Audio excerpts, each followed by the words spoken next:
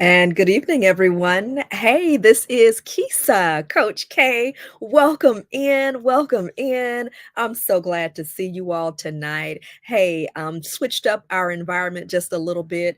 There's a real live doggy right here. So if you see something move in the background, you'll know exactly. There she is. That's Miss Alexis, who's joining us on this teaching tonight. She needs to know a little bit about being out in the dating streets as well. So I guess that's why she joined us to offer her fur mom a little bit of support tonight. But seriously, I am Kisa. I am Coach K, and I am so happy to see you tonight. We're going to just get right in to it tonight, okay?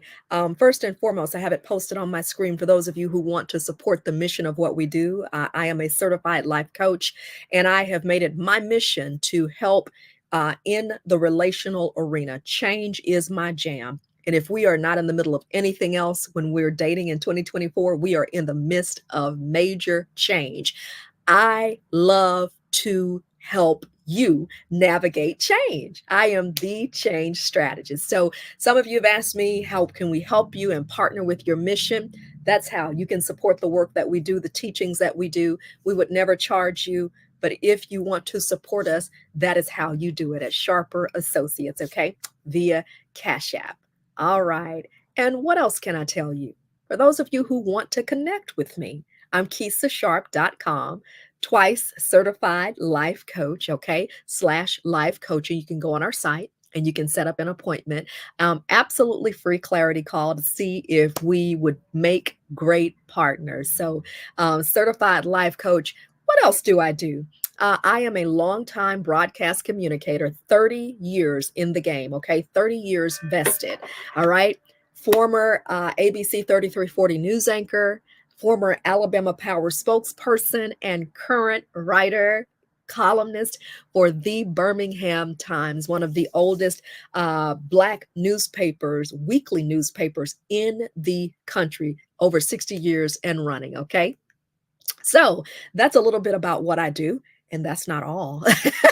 At the bottom of the screen there, you see the website, allshaynaturals.com. And it is for this product. If you can see it in my hand there, based on our lights. But this is our amazing shea butter. Just have a little bit that I dipped on my hand there. I'm going to show you the result of that as I move down that right there. We're going to just show you the result. Can you see the sheen that you get from putting that on your skin? That's unscented. I have several bottles that I've made because I'm in the lab all the time, right? So several bottles of that. You can get yourself, as we close out before summer leaves, a 30% discount by going to allshaynaturals.com and using code SUMMER, all caps, code SUMMER. So that's a little bit about what I do, okay? And that's a little bit about who I am. So why am I on here sharing with you about you could be dating a narcissist and ideal partners that narcissists look for? So that's our title. It is a buzzword right about now, narcissism. Okay, a lot of people talking about it and kind of throwing that term around, and I certainly don't do that. Has haphazardly, but I do understand that in my life coaching practice, I have dealt with women who have dealt with men who are narcissists. I have dealt with men and coached men who have dealt with women who are narcissists. Okay, because it can go in either direction, either male or female. It's not unique to one gender or the other. No, you have narcissists who are male, you have narcissists who are female.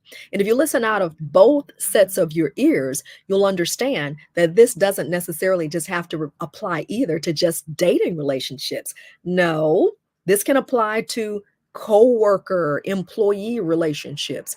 It can apply to familial relationships, family relationships, or it could apply to dating relationships.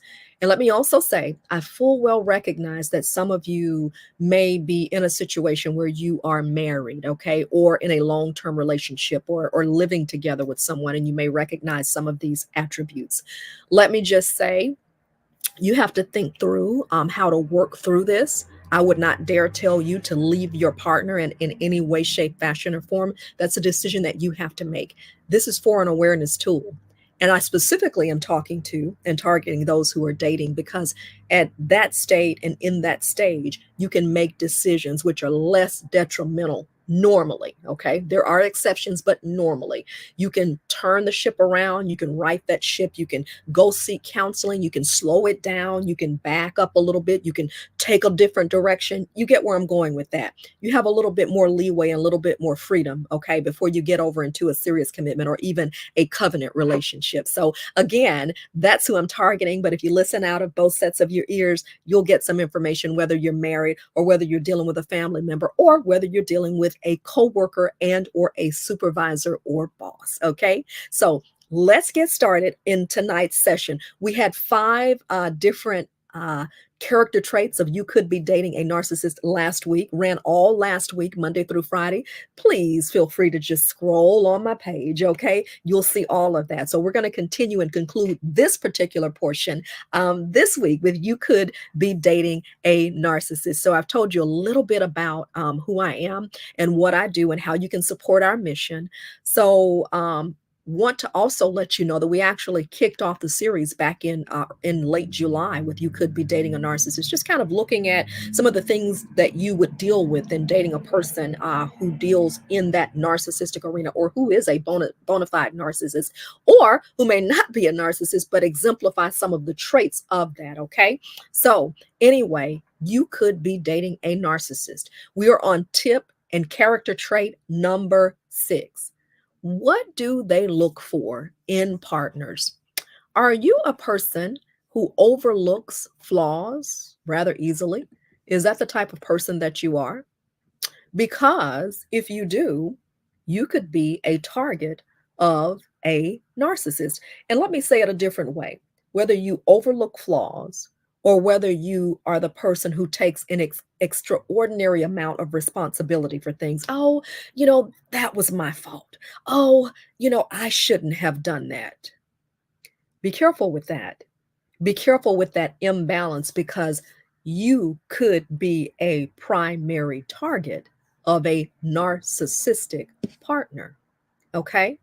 And to understand this a little bit more fully, we want to talk about what's known as narcissistic projection. Okay. So someone who overlooks their flaws, that's what the person who displays the narcissistic characteristic is looking for.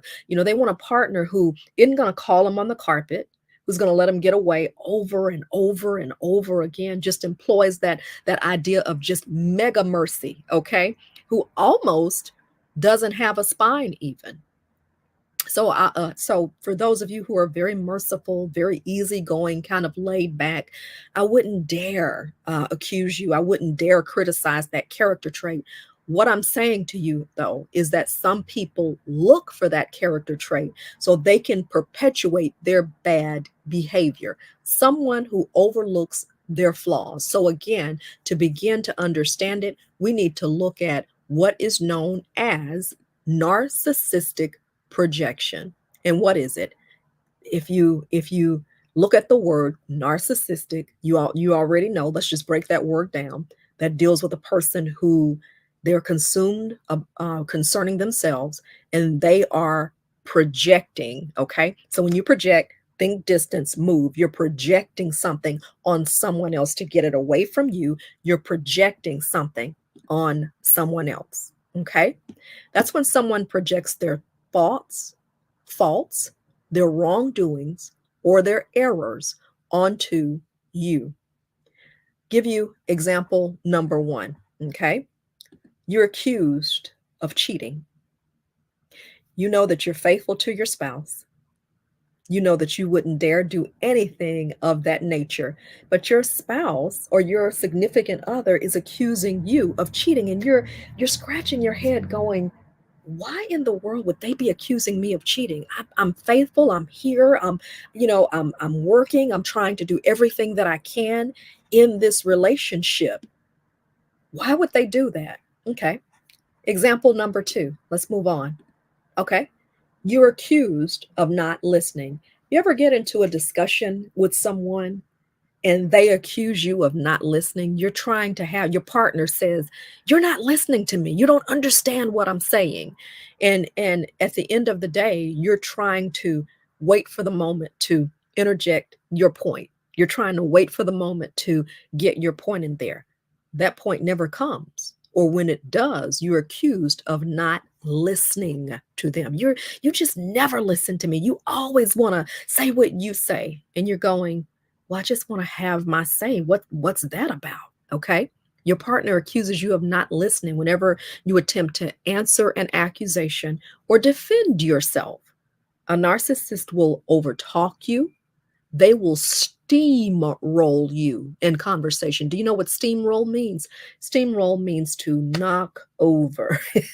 Just, I mean, literally, just boom, just knock you over. Okay. Even if they start off listening to you when you first started dating, have to be careful, have to really be careful, because there's some things that they will do initially that they will not continue once they feel they've secured narcissistic supply from you. Or, in other words, once they feel they have your love and affection and they feel that you're not going anywhere, that's when the shift occurs. Okay. Example number 3. You're accused of being insecure. You are accused of being insecure. Okay. When does that come into play? That you're accused of being insecure? When and how does that come into play? Well, let's take a look. If you question, or sorry about that, y'all, if you question or if you demand better from your spouse or your significant other or the person that you're dating.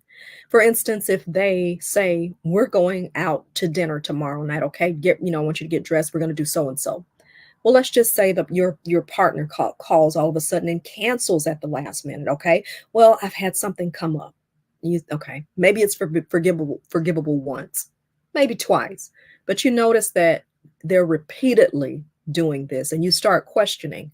Okay, why is it that you're continuing to break these appointments with me? You tell me to get ready, you tell me to prepare, and then you all of a sudden change the plan. Oh, you're just being insecure. You're just, you're being too much. You're being drama. Things come up, things happen, things change. They want you to understand and will accuse you of being insecure. Or what about you picking up the phone and you're calling your person that you're dating or interested in dating, or your significant other, and they're never available? Or they always have to call you back an hour later or 2 hours later. They call you, but it's always later. You can never really raise them when there's something that you are dealing with. And you know what?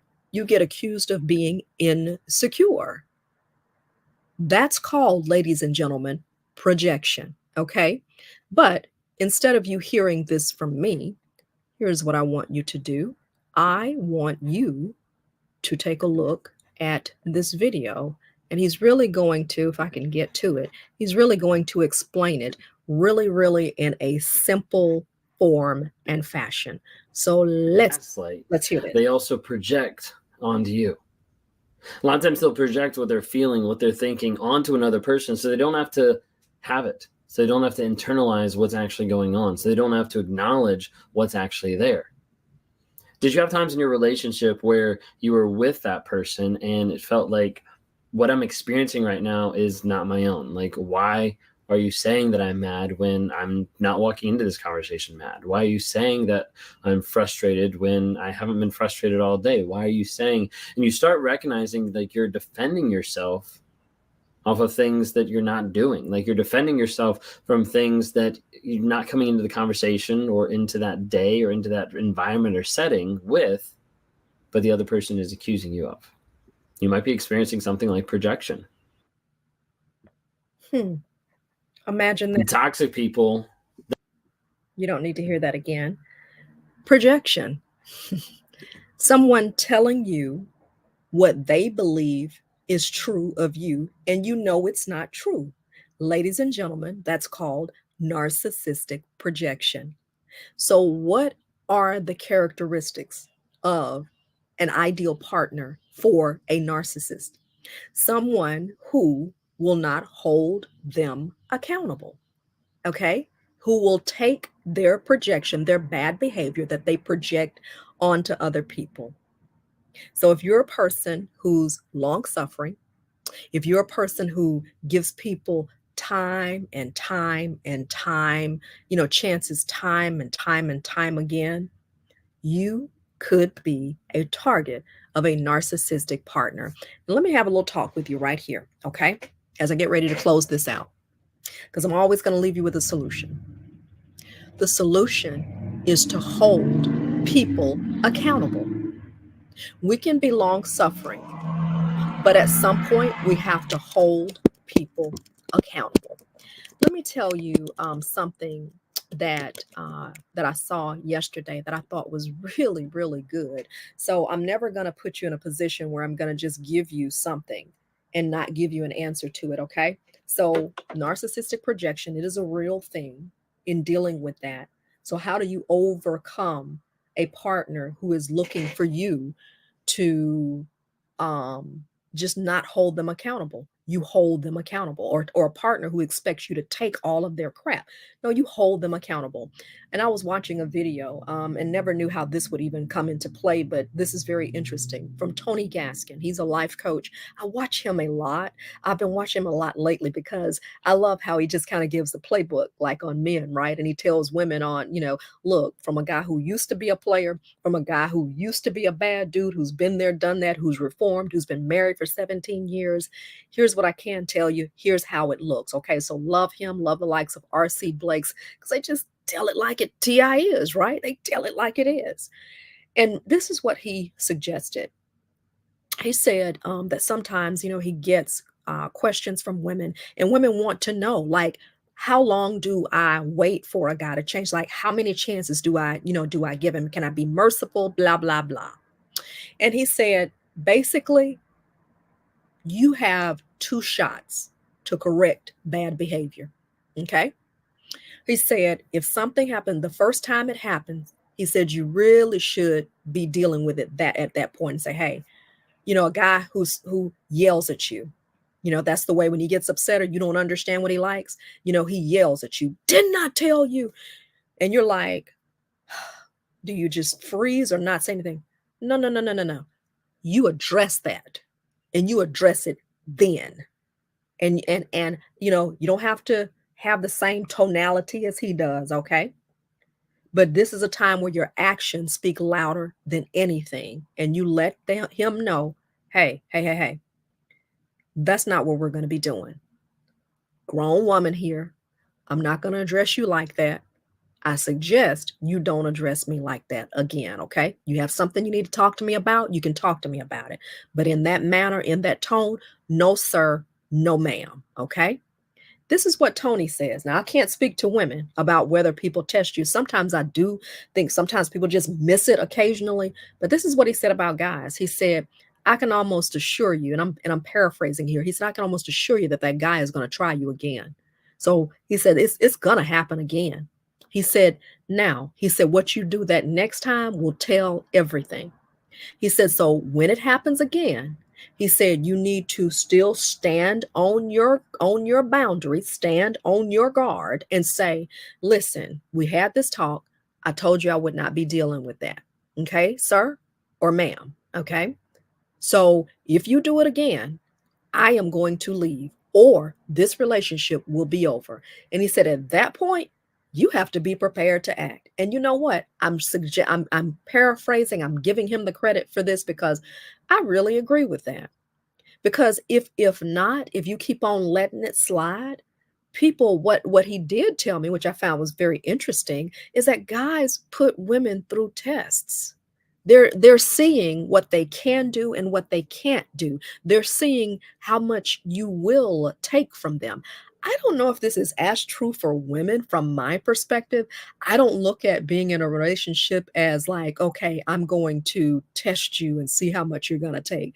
No, I'm trying to get to the finish line. I'm trying to, get to our ultimate. Let's work together. Let's be together. Let's enjoy life together. Let's go and build together. That's, my thinking. Now, I granted, not every woman is like that. I get that, okay? Not every woman is like that. Not every person is like that. But again, per this life coach, Mr. Gaskins, he says most guys are going to test you. Always exceptions to the rule. Okay. Some guys are going to get it and they're not going to want to fear losing you. But the moral of the story is when someone crosses your boundary and when you hold them accountable and you tell them what is acceptable and what is not acceptable and they don't follow that, you have to be prepared to walk. You have to be prepared to change directions. That's why I'm targeting this toward those of you who are dating. You want to deal with narcissistic projection? You want to deal with people who target you because they think that you won't hold them accountable or that you'll just take their crap? No. The way you combat that is you start holding people accountable. Well, you may say, well, Kisa, it's a little too late for that in my relationship. I didn't start off that way. I have not, been successful at holding that person accountable. It's too late for that. Me personally, I would say that it's not too late, but I would say that you always have an opportunity. It's a new day. But you have to think through now. If you're going to implement something new, or if you're going to implement a change or a new standard that that person is not accustomed to or doesn't want to deal with, you got to be prepared to say if they don't respond in a way in which I know in my heart is correct, or if they don't respond by respecting my boundaries, what will be the consequence? Kisa can't tell you that.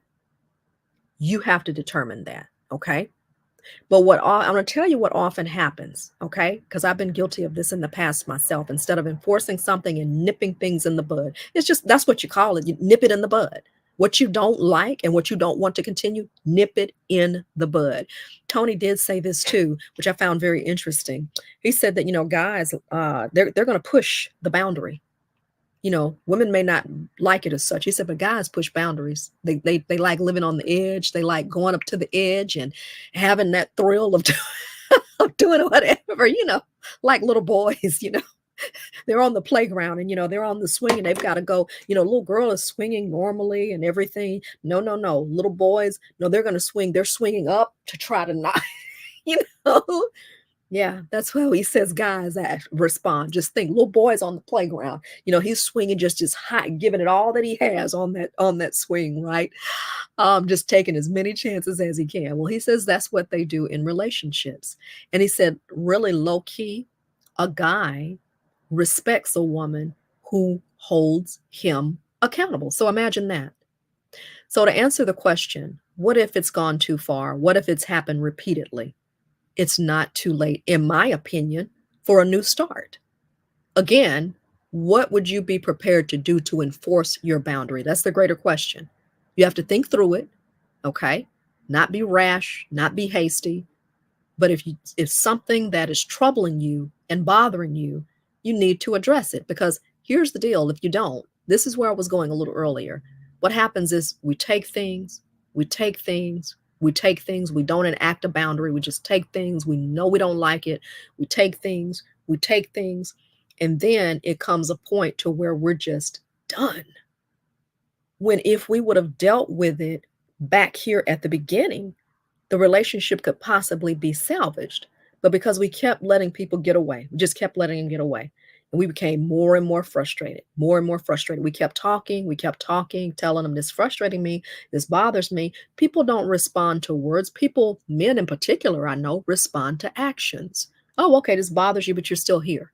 Oh, okay, this bothers you, but you still allow me to do it. You don't give me, there are no consequences. You just keep talking. You're whatever, you're just talking, but you're not doing anything.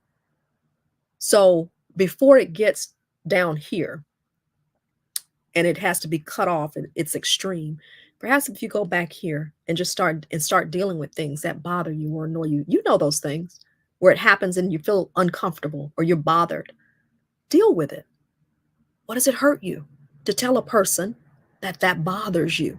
Nothing. It's about being mature, and it's about standing on what we believe in. We are grown at this point. If you're 25, you are grown. You still have some growing to do, but you're grown. Everybody has this. Everybody can communicate what they want, need, and desire. That doesn't have to be an ugly thing. The issue is a lot of times we're afraid. We're afraid. We're afraid to enact our boundaries. We're afraid to stand on our boundaries. We're afraid to lose. When sometimes you have to put everything on the line and be willing to lose in order to see the change that you want and need to see. Hold people accountable. You could very well end up saving your relationship. No person will be perfect, but that's a life principle. Yes, narcissists do project their faults and their errors and bad behaviors on other people. You don't have to accept that though. Okay? You deal with it. Hey, no. Even if it's, I can never get my point out. Listen, I keep trying to talk to you. You keep shutting me down. If you keep doing it, we're not going to continue to have a discussion. I'm going to leave. I'm going to remove myself until you are ready to talk like an adult and behave like an adult. Consequences, holding people accountable. It's called adulting 101. Okay. So, yes, you may have let your boundaries slip, but it's not too late to get it back together again. Whether you are dealing with a narcissistic person or a person who has narcissistic traits, or just a person who is controlling and has some other character issues, it will work all the same. Hey, y'all, I am Kisa. I'm Coach K. I'm so glad that you are listening tonight. I'm so glad you joined us tonight. I wish you a wonderful night. If you connect with the work that we are doing, KisaSharp.com/life coaching. I am happy to set up a complimentary clarity call with you. That means it's free of charge. There is no charge. For those of you who want to support our work, Sharper Associates is how you reach us via Cash App. Okay. For those of you who want to support our other company and our other venture, which is All Shea Naturals, go there. And you can also get you a discount. See how my hands are shining after I applied that earlier tonight, that shea butter. Just happen to have some jars of shea butter ready to go out to our customers. Okay.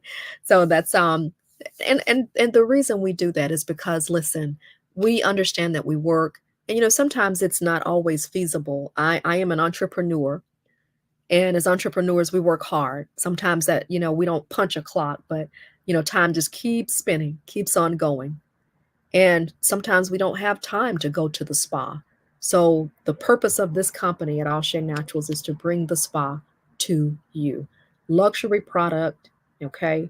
Our shea butters, we have sugar scrubs, we have body oils. I was looking to see if I had an oil right around me or whatever, but we bring the spa home to you because you deserve it, because you work hard, okay?